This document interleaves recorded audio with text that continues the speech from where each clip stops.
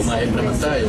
Pero ang kanyang kondisyon na binigay, solid mo, immediate. That was the sabi, ibalik nyo dito in the Senate, hindi sa PNP.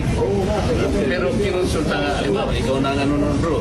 Kinonsulta ba ang chairman? Ayun na. So, hindi nga. Ang kinonsulta kasi yung speaker. Dapat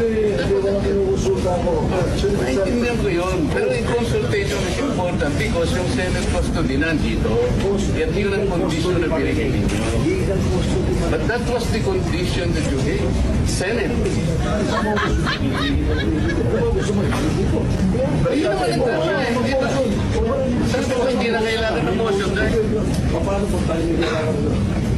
Kung gusto mo, ganyan mo lang. Kung paano tayo mga kailangan sa kanila? Para we are concerned kung ano yung... Si JP Mendoza, kukunin natin eh. Si JP Mendoza, nasa konsul, hiramin natin. Pero hindi natin siguro kukunin ang kosa sa kanila din. Hindi natin.